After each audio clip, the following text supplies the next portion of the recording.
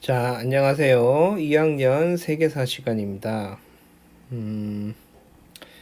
2학년 세계사 지난 시간에 여기까지 이야기했던 것 같아요. 그래서 당나라 문화까지 이야기했고, 이제 이번 시간에는 맞나? 지난 시간에 대체로 여기까지 다 이야기했죠.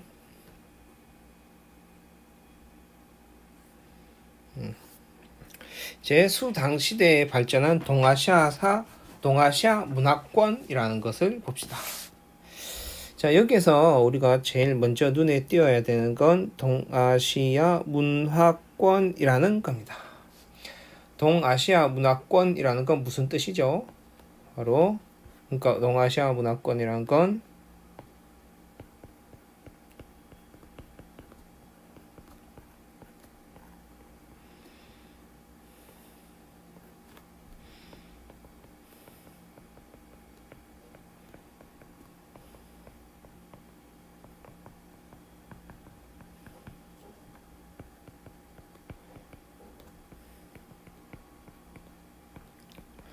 동아시아 문화권이라는 것을 풀어서 이야기하면 이게 됩니다. 동아시아 지역에 공통적인 문화 요소가 존재한다라는 것이죠.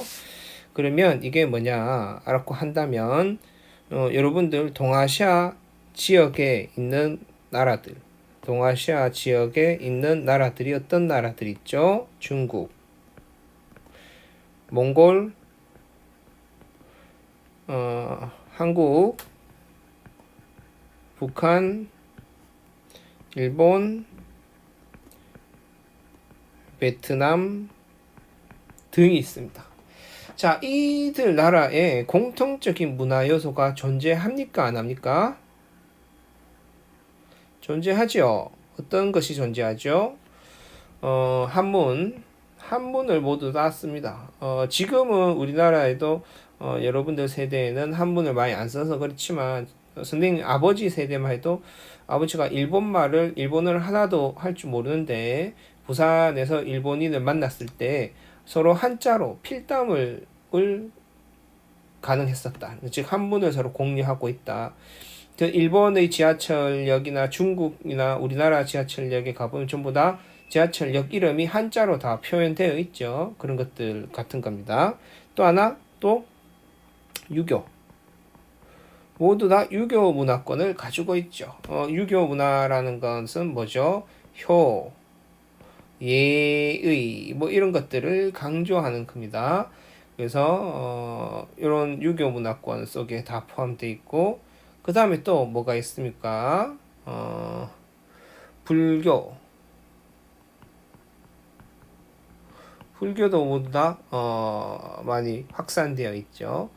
뭐 이런 것 등등이 있습니다. 그래서 이러한 동아시아 지역의 공통적인 문화권이 형성되어 있는데 지금까지도 이것이 언제 만들어졌다? 성립되었다? 그것은 수나라 당나라 때에 형성되었다라고 할 수 있어요. 시작은 한나라 때입니다. 그래서 우리가 그 전에 한나라 때 그 문화의 특징에 보면 뭐 동아시아 문화 아니면 중국 문화의 어떤 뭐 기초를 마련했다 뭐 이렇게 나오는데 이거는 이제 성립을 시킨 거예요. 그래서 보면 당나라가 도호부를 설치하여서 결국 몽골, 서역, 베트남 등을 지배하게 되면서 당이 만들었던 이러한 어떤 문화적인 요소의 틀을 주변 지역으로 적극적으로 전파시키기 시작했다라는 겁니다. 그렇게 되면서 당나라 때에 성립한 공통적 문화 요소가 네 가지가 있는데 그것이 바로 유교, 불교, 율령, 한자입니다. 아까 선생님이 한문, 유교, 불교는 모두 다 이야기해줬고 남은 한 가지가 뭐였냐 하면 율령이었습니다. 율령이라는 것은 황제 혹은 다른 나라에서 왕이 되겠죠. 왕의 명령, 체계를 담고 있는 법이 되는데 이것을 여기 있는 몽골, 한국, 즉 조선이나 고려쯤 되겠죠. 삼국도 그렇고 일본, 베트남 이런 나라들에서 모두 다 베껴와서 야 중국의 저 법 체계가 정말 잘 돼 있는 것 같아. 그래서 저 법 체계를 우리도 가지고 와서 우리도 통치하는데 벤치마킹해서 쓰자라고 해서 썼던 것이 율령 체제입니다. 그래서 유교, 불교, 율령 한자를 전부 다 사용하게 되는 겁니다.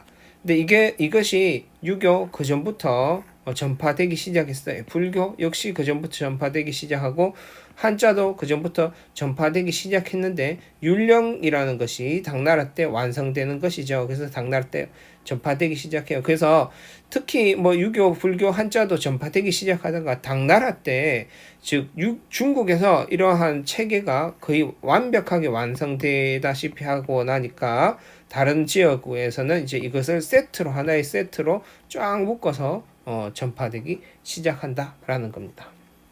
전파된 거의 완성되었다, 성립되었다. 주변 나라에서도 이런 것들을 거의 다 많이 베껴서 이제 체제를 잡아갔다. 그래서 그 말이에요. 그래서 공통 요소를 살펴보면 먼저 유교가 됩니다. 유교. 동아시아 지역의 정치 이념이자 사회 규범으로서 가능해지는 겁니다. 정치 이념이라는 건 황제 중심 혹은 중앙 집권이 되는 것이죠. 왕권 강화. 사회 규범은 효, 그 다음에 예의, 충성 이런 것들을 강조하는 겁니다. 국가에 충성한다, 국가에 희생한다 이런 것들이죠. 왕제 및 국왕의 권위를 뒷받침하고 신분제 형성에 기여합니다.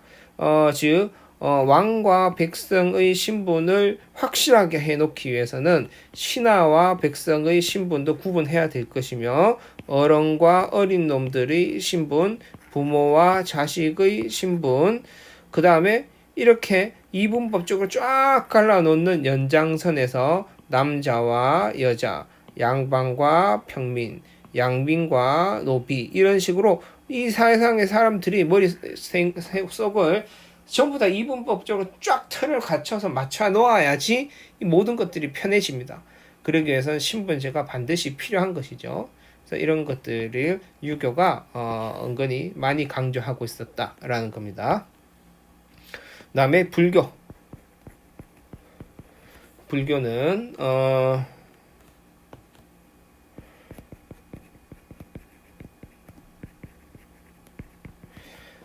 그 후한 시대에 들어오기 시작했던 불교가 중국 자체 내에서 이제 위진남북조 즉 특히 유목민족들 그 다음에 유교적인 어떤 정통적인 관념이 약화되는 요 시기에 중국에서 엄청 발전했었고 이 시기에 우리가 눈여겨봐야 되는 건 불교가 중국화된다 이거죠. 즉 인도 종교였던 불교가 중국화되어서 되어서 이제 즉 말하자면 중국화된다는 건 뭐죠?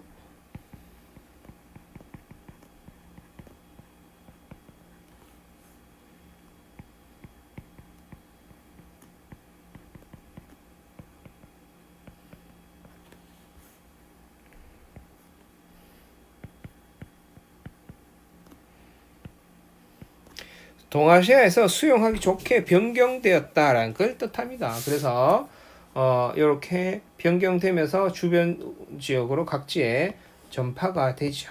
그래서 불교 관련 건축물도 아주 활발해지게 되는 겁니다. 그 다음에 율령 체제 율령 체제 이제 당대에 확립이 되었고 베트남, 고구려, 백제, 신라, 발해, 일본 등 주변국에 전파되었다. 그 다음에 네 번째 한자. 그래서 동아시아 지역의 공용 문자로 기능했다라는 거죠. 그 다음에 요거는 요것도 중요한 것인데 당나라의 장안성이라는 이 장안 수도를 도시 계획이죠. 쉽게. 그래서 당나라의 장안성을 어떻게 계획했느냐.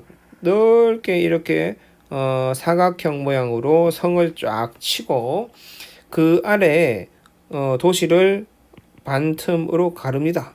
그래서 북쪽에는 임금이 사는 궁궐을 이렇게 지어 놓고 궁궐에 있는 남쪽 문과 도성의 남쪽 문을 이어준 아주 큰 도로를 만들고 이 도로를 주작대로라고 이야기했어요. 아주 큰 대로예요. 이게 대로를 만들어 놓고 주작대로라고 이야기했고 이걸 동쪽과 서쪽으로 나누고 동쪽의 주거지역, 동쪽의 주거지역과 서쪽의 주거지역, 그 다음에 동쪽의 시장, 서쪽의 시장을 만들어서 이렇게 도시 계획을 한 거예요.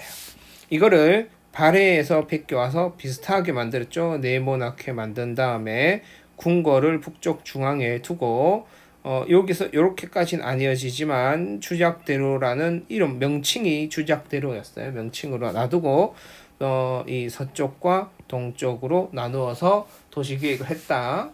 이것이 또 일본에도 와가지고 이렇게 해가지고 사각형, 대체적으로 사각형이죠. 북쪽에 궁궐 놔두고 주작대로라고 만들고 우와 좌로 만들고 그 다음에 여기 만들었다 이렇게 되는 거죠. 그래서 대체적으로 다 비슷하게 당나라의 장성을 모방했다. 이거 역시 동아시아의 공통적인 문화 요소 중 하나로 우리가 생각할 수도 있습니다. 문화권이라고 한다면 요 네 가지인데 요것도 같이 곁들여서 꼭 기억하도록 하세요. 자, 이상으로 우리가 수당까지 했다면 이제 일본의 발전에 대해서 살펴봅시다. 일본사를 좀 봐야 되는데 일본사는 처음 보죠. 선생님이 동아시아 3학년 동아시아사하고 헷갈려서 처음 보는 것 같아요. 여러분들하고는. 자, 일본은 크게 우리 교과서에는 뭐라고 되어 있느냐, 야마토 정권의 성립과 발전, 그 다음에 나라 시대와 해안 시대의 전개라고 되어 있는데 야마토 정권이라는 게 일본에서 처음으로 수립된 정권이라고 보면 됩니다. 통일 정권 비슷하게 보면 돼요. 그렇기 때문에 야마토 정권이 성립되기 전까지의 과정을 이렇게 여기서 보는 것이고 이 뒤에는 야마토 정권이 나라로 천도했던 시대와 해안으로 천도했던 시대로 계속 발전해 나갑니다. 그래서 야마토 정권이 점점 어떤 식으로 발전해 나가는가 이렇게 두 파트로 나누었다라고 보면 되죠. 그러면 처음부터 야마토 정권이 탄에서 뚝 떨어진 건 아니니까 일본도 역시 신석기 시대를 거쳐서 청동기나 철기 시대를 거쳐서 대략 3세기경쯤 되면 국가라는 게 처음으로 만들어지는데 이때의 국가는 각지에 약 30여 개의 소국, 조그마한 소국이 형성되어서 이들이 서로 연합해서 연맹을 이루는 방식으로 연합체를 형성해 나가고 있더라라는 거죠. 이것이 점점 발전해서 생겨난 나라가 야마토 정권이다라는 겁니다.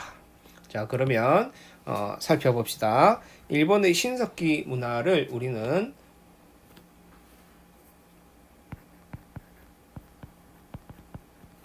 조몬 문화라고 합니다. 조몬 토기인데 조몬 토기를 이게 아주 특이하기 때문에 아주 상징적이기 때문에 조몬 문화라고도 이야기합니다.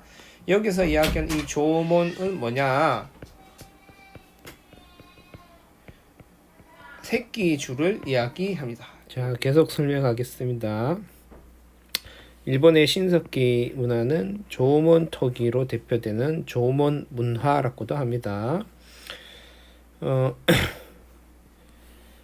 신석기니까 우리 뭐 세계사에서도 배웠고 한국사에서도 배웠고 신석기 문화 일반적으로 생각하면 돼요. 간석기 사용하고 이렇게. 근데 이제 요게 조몬톡이에요. 그래서 조몬이라는 말이 새끼줄이라는 뜻이라고 했는데 도자기를 보니까 왜 새끼줄이라고 이야기하는지 알겠죠? 여기 보면 이렇게 이게 새끼줄 같은 것이 이렇게 돌돌돌돌 말려가지고 만들어진 모양이 조몬토기입니다. 아주 모양이 특징적이에요. 그러다가 이 일본의 특징은 선사시대 특징은 이 신석기와 같은 석기 문화가 아주 오랫동안 지속되다가 다른 지역은 철기 시대가 금속기 시대가 청동기 시대에 거쳐서 철기로 가는데 요게는 바로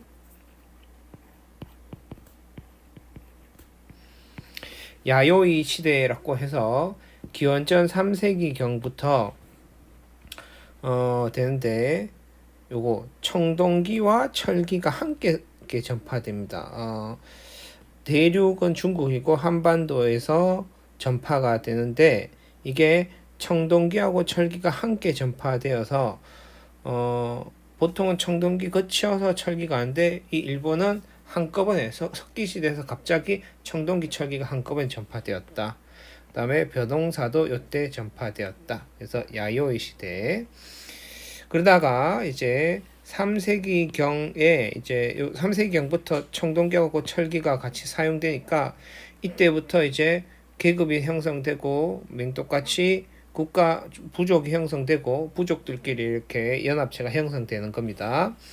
근데 여기에는 이제 30여 개 소국인데 원래는 100여 개의 소국이 이게 점점 연합되어서 30여 개의 소국이 되는 거예요.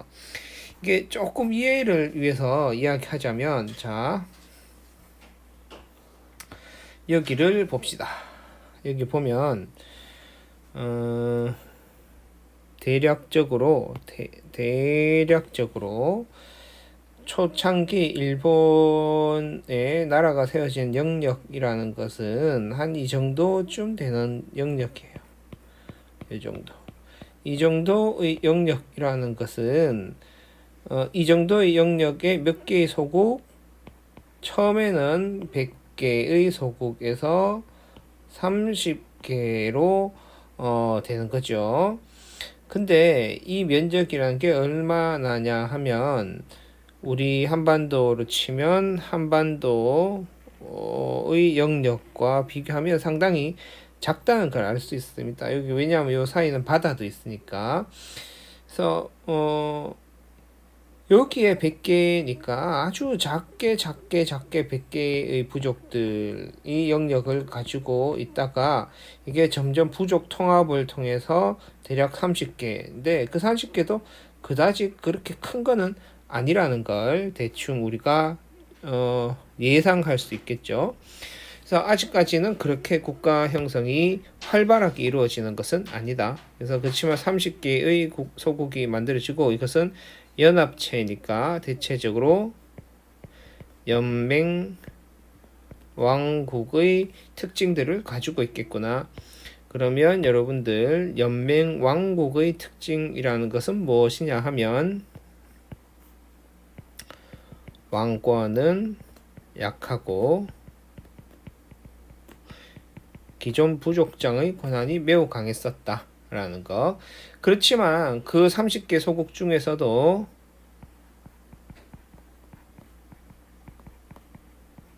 야마타이국이라는 나라가 이 30개 전체의 소국의 연합체를 대표했었다. 이 야마타이국이 30개 소국의 대표했었고 이 야마타이국의 왕이 누구냐 하면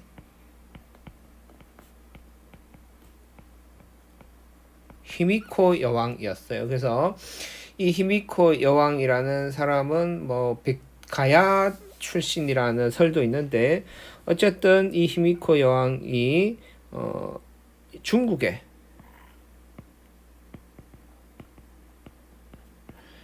사신을 파견하기도 합니다. 그래서 이렇게 일본에서는 국가 형성이 되고 이런 30개 연합국 이 30개 소국의 연합체가 점점 발전해서 야마토 정권으로 발전해 간다라고 보면 됩니다. 이게 왜 야마토 정권이라고 이야기한다 하면 대체적으로 여기 요 아까 이야기했던 요 지역을 야마토 지역이라고 이야기합니다. 그래서 대체로 이 지역이 야마토 지역으로서 요 지역에서 국가가 형성되었음을 이야기하는 것이고, 두 번째 아까부터 계속 이야기하고 있지만 일본의 조몬 토기라든지 그 뒤에 청동기, 철기, 벼농사 이런 것들을 전파해주고 여기에 국가 형성까지, 그다음 히미코 여왕이 가야 지역의 어떤 출신이라는 설까지 이런 것들이 전반적으로 이 전반적으로 한반도에서 많은 영향을 주고 있구나, 문물이 전파되고 있구나. 그 다음에 또 당나라에서도 여기는 당이라고 적혔지만 어쨌든 중국에서도 많이 전파되고 있구나라는 걸 알 수 있죠.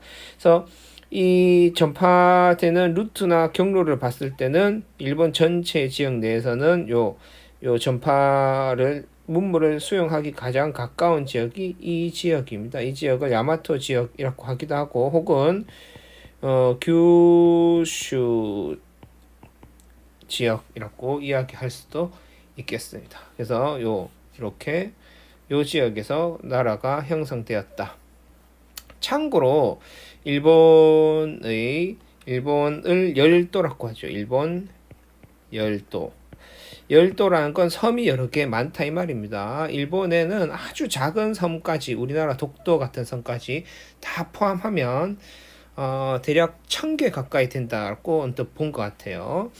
일본 자체가 섬나라이죠. 근데 그 중에서 일본을 구성하는 가장 큰 섬이 4개가 있는데, 위에서부터 홋카이도, 그 다음에 요게 혼슈, 그 다음에 여기 시코쿠, 요게 규슈 이렇게 됩니다.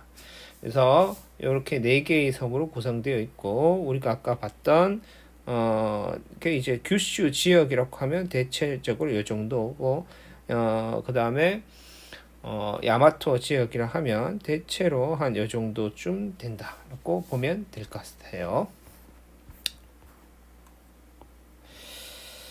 자, 이렇게 전개되었던 일본이, 야마토 정권이 이제 발전해 갑니다. 4세기 무렵부터 이제 야마토 정권이라는 것이 출현해서 나가게 되고, 6세기 중엽부터 이후로 이제 백제로부터 불교를 수용합니다. 요거 특히 조금 백제로부터 불교를 수용한다. 특히 한반도나 중국에서, 자, 한반도, 중국에서 선진 문물을 수용합니다. 근데 특히 그 중에서 나중에 시간이 지나면 백제하고 매우 친밀한 관계가 됩니다. 두 번째, 이 한반도와 중국에서 선진 문물을 수용해 주러 왔던 사람들, 이 사람들을 도외인 혹은 도레인, 뭐 둘 다 비슷합니다. 그래서 이렇게 불러요. 도외인, 바다를 건너서 왔는 사람들이라는 뜻이겠죠. 잠깐만요.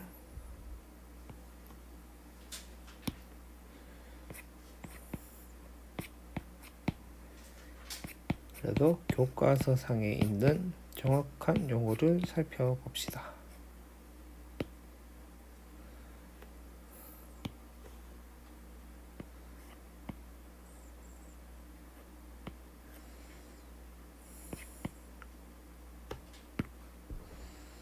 도웨인.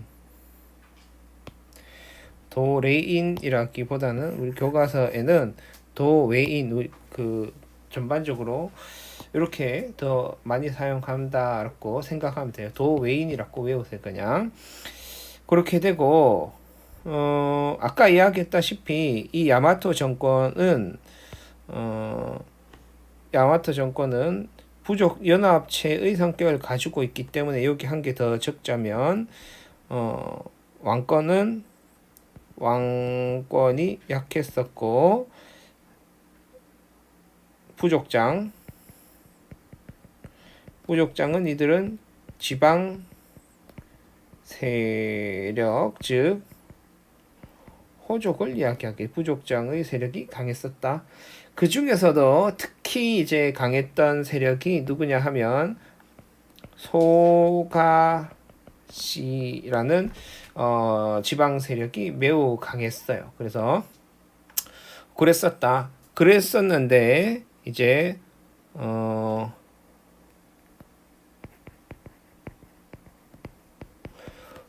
쇼토쿠 태자라는 사람이 있었는데 이 사람이 전반적으로 왕권을 강화시켜 나가려고 노력합니다. 그러니까 쉽게 이야기해서 지금 여기 있는 지금 왕권이 약했고 소가시의 힘이 컸었다라는 호족의 세력이 컸었는데 쇼토쿠 태자의 개혁과 그 다음에 요 3번에 해당하는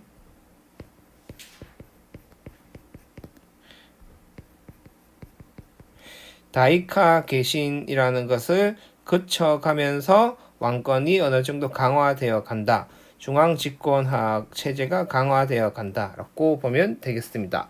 선생님이 이거 학습지를 만들면서 조금 잘못했는데 여기에 쇼토쿠 태자의 개혁이 여기서 요 2번까지이고 요 3번은 요 동그라미 3번이 아니라 갈로 3번으로 보면 될 것 같아요. 요게 아니라 그리고 요게 갈로 4번 이게 아니라 이렇게 보면 될 것 같습니다. 그래서 다이카 개신가 왕권이 초창기에는 약했었어요. 약했다가 쇼토쿠 태자의 개혁과 다이카 개신이라는 걸 통해서 왕권을 점점 강화시켜 나간다. 소가시 세력을 축출하고 중앙집권화 체제를 강화시켜 나간다라고 보면 되겠습니다. 보면 쇼토쿠 태자는 중국과 한반도의 선진 문화를 수용해서 아스카 문화라는 것을 만들어냅니다. 아스카 문화는 야마토의 초창기 문화인데 이게 도웨인에 의한 즉 한반도와 중국에서 많이 수용된 불교 문화를 아스카 문화라고 이야기합니다. 대체로 불교 문화에 집중되어 있다라고 볼 수 있어요. 그 다음에 중국과 한반도의 선진 문화를 수용했기 때문에 중국과 한반도의 선진 문화는 대체로 당시에는 왕권을 강화하는 방향의 문화들이 많았습니다. 그래서 중앙집권화를 강화하고 불교 진흥책을 추진하지요. 그래서 불교도 지난번에 이야기했다시피 왕적불 사상 이런 것 등을 보면 불교도 상당히 왕권 강화에 이용되는 성향이 강하죠. 이렇게 쇼토쿠 태자에서 약간 뜸을 들인 다음에 본격적으로 왕권 강화에 나가는 게 다이카 개신입니다. 그래서 당의 율령 체제를 모방합니다. 요거 중요한 거죠. 그래서 황제의 명령을 수행하는 법 체계가 율령 체제였기 때문에 이걸 모방했다는 건 확실하게 천황의 힘을 강화시키겠다라는 거죠. 그래서 천황 중심의 중앙 집권화 체제를 강화되고 그다가 7세기 말이 되면 일본이라는 국호와 천황이라는 용어를 공식적으로 사용하기 시작합니다. 그렇게 해 나가다가 이제 나라 시대로 가는데 이제 이렇게 되는 거예요. 왕권이 아주 약했다가 다가 소가시 같은 호족 세력이 강했죠. 그러다가 중국과 한반도에서 선진 문화를 수용해 나가면서 점점 왕권이 상승해 나가다가 다이카 개신을 통해서 완전히 왕권이 많이 상승된 상황에서 야 이거 황제 천황의 통치권을 더 확실하게 해야 되겠어 라고 생각해서 아예 수도로 옮겨서 거기에 이 당나라의 장안성을 모방한 아주 그럴듯한 수도도 짓고 궁궐도 아주 거창하게 짓고 중국의 황제가 이렇게 해서 아주 잘 나간데 우리도 그거 따라하자 이렇게 해가지고 천황의 권력을 강화시키는 겁니다. 그래서 나라 지역에 장안성을 모방한 수도를 궁궐을 짓는데 이거를 헤이조교라고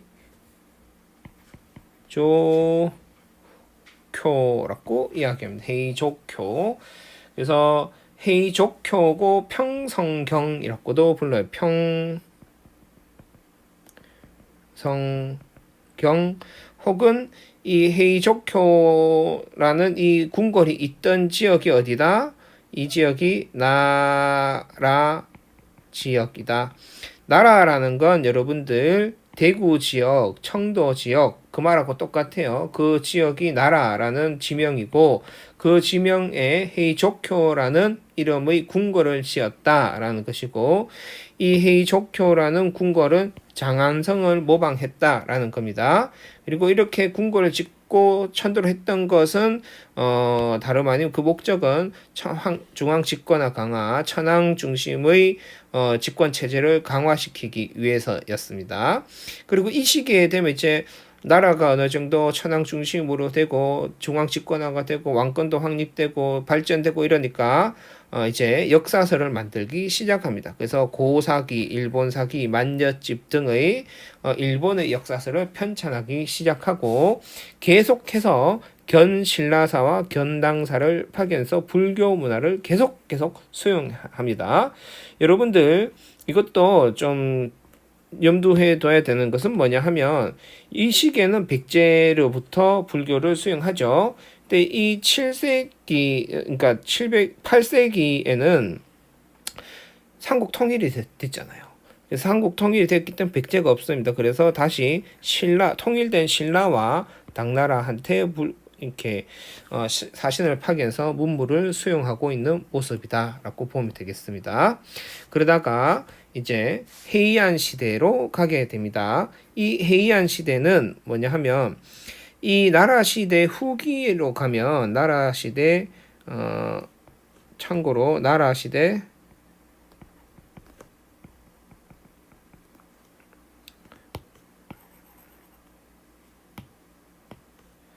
자 여기에다가 적겠어요.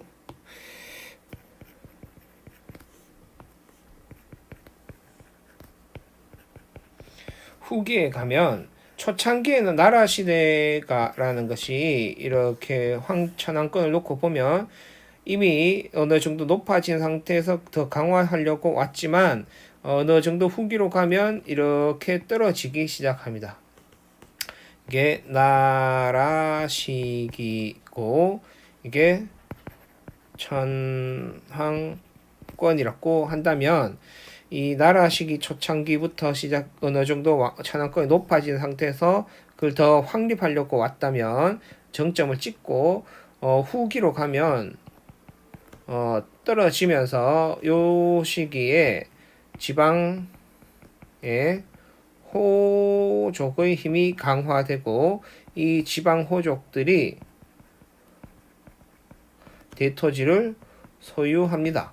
여러분들 여기 요 시기에 다이카 개신을 통해서 율령 체제를 수용했다라는 말을 잘 이해해야 돼요. 잘 이해해야 한다는 건 율령 체제라는 건 머릿속에 항상 가지고 있어야 되죠. 나라에서 백성들에게 토지를 주고 세금과 군대를 받는 것이 균전 체제, 율령 체제의 핵심이었습니다. 그리고 삼성육부제, 그 다음에 지방의 주현제였죠. 그런데 이 시기에 마찬가지로 일본에서도 백성들에게 토지를 제공했습니다. 그런데 반전수수제라고 해서 토지를 제공하는데 이 토지를 주고 받고 해서 국유지가, 그러니까 균전 체제를 하려면 국유지가 많아야 되죠. 국유지가 아주 많아야 되는데 많고, 그 국유지를 토지를 주고 죽으면 돌려받고 주고 돌려받고 이런 순환 구조가 이루어져야지 이게 되는데, 후기로 가면서 지방에 있는 호족들이 왕권이 약해지니까 지방에 있는 호족들이 이 토지를 뺏는 겁니다. 빼앗아서 점점 대토지를 소유하게 되는 거예요. 그래서 이 체제가 무너지면서 결국 국가의 어떤 재정 상태나 여러 가지 면에서 허물어지기 시작하죠.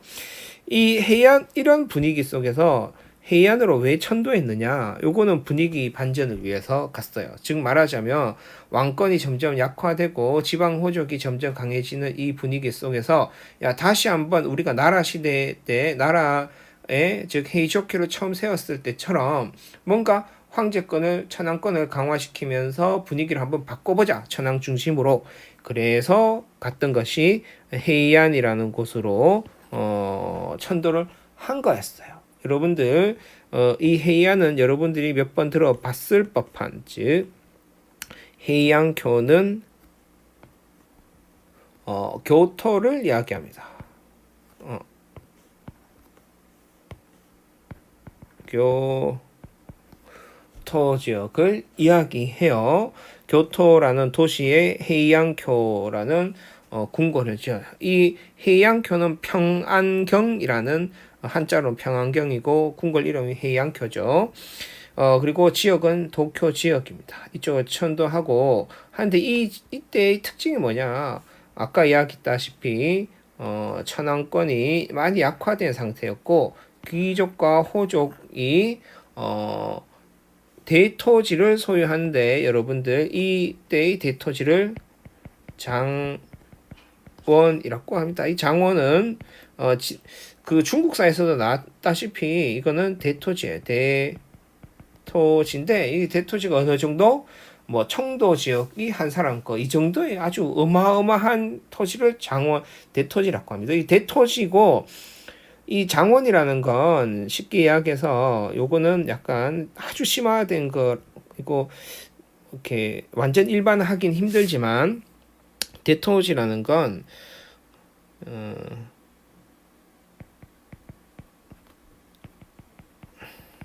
토지 소유자가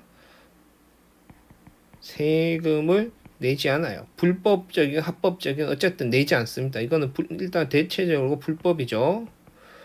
그 다음에 두 번째, 그 지역의 백성을 거의 노비화합니다. 이것도 불법이에요, 불법. 요런 성격, 이게 다 이런 게 아니에요. 요러한 성격을 가집니다. 그리고 요런 성격의 토지를 우리가, 이런 성격의 대토지를 장원이라고 이야기합니다. 쉽게 이야기해서 장원이 확대된다라는 건 그만큼 국가 입장에서는 국유지가 소멸되는 것을 이야기하고, 땅만 소멸되는 것이 아니라 세금은 아니니까 세금도 줄어드는 것을 이야기하고, 백성이 줄어드니까 군대도 줄어들고, 여러 가지 백성들로부터 받던 특산물이라든지 이런 여러 가지 것들이 전부 다 수치가 중단되는 것을 이야기합니다. 그렇게 되고, 두 번째, 요 시기에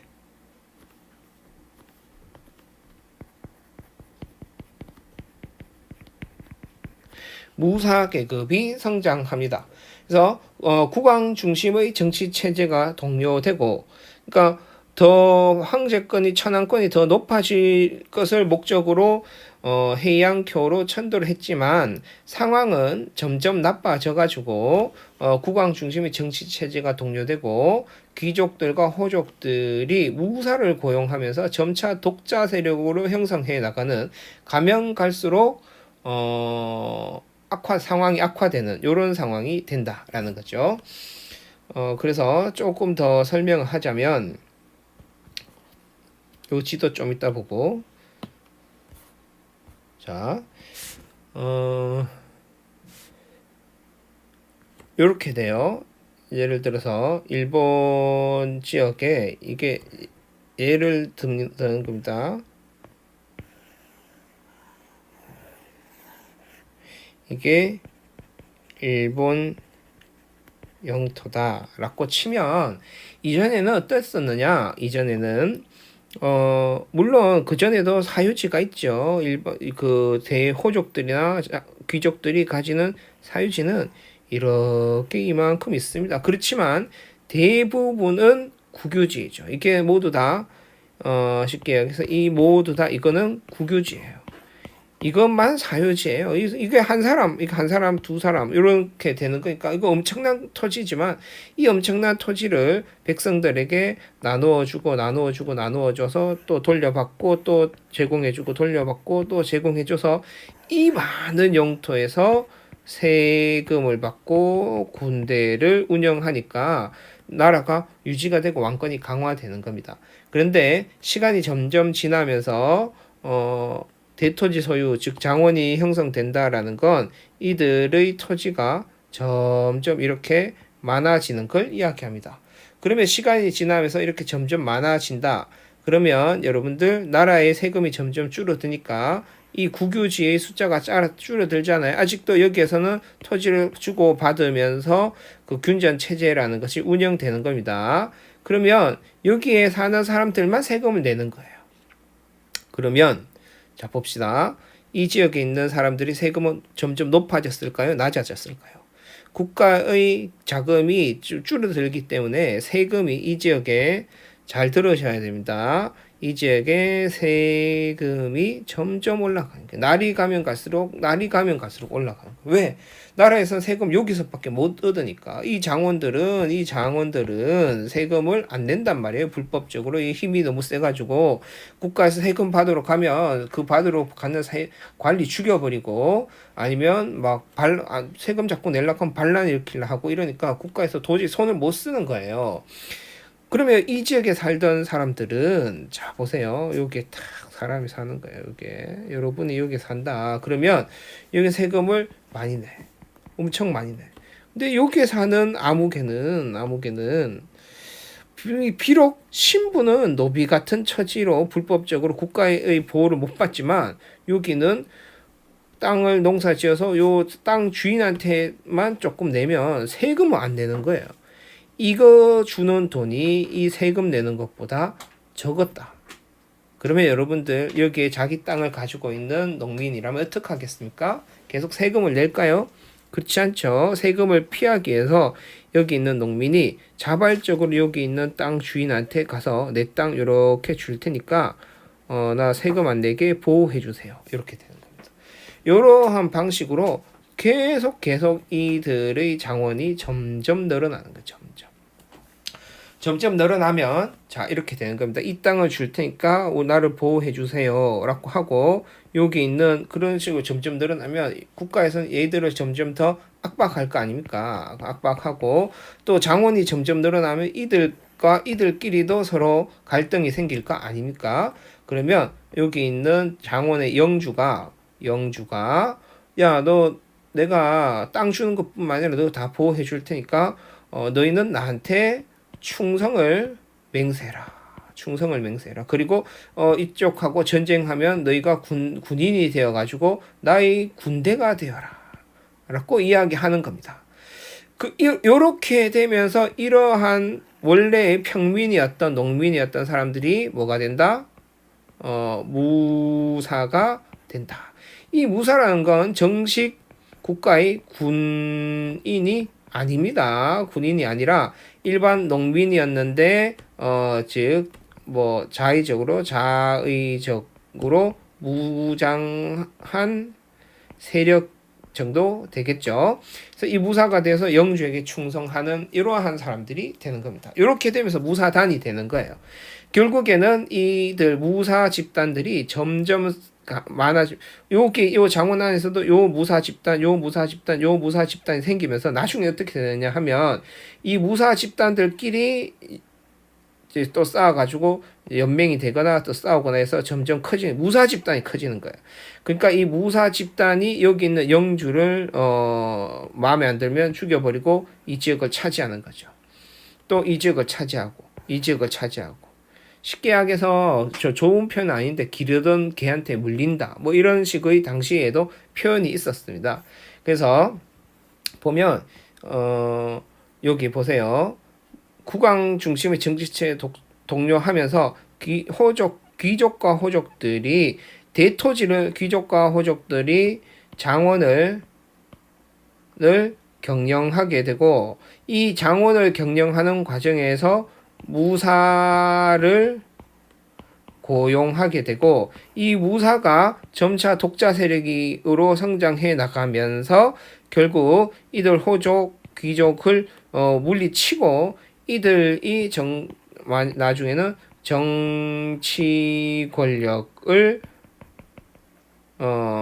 장악하게 되는 겁니다. 나중에 해이안 시대 뒤에. 그래서 무사 시대로 넘어가는 겁니다. 자, 그러면 이 시기에 교류의 측면은 어땠느냐 라고 한다면 있는데 오늘은 여기까지 수업을 하고 다음 시간 요거 마저 하고 다음 학습지를 넘어가도록 하겠습니다. 그 출석 체크 안 있는 사람들은 지금이라도 빨리 하고 그 다음에 그 댓글 오늘 하루 안에 꼭 쓰도록 하세요.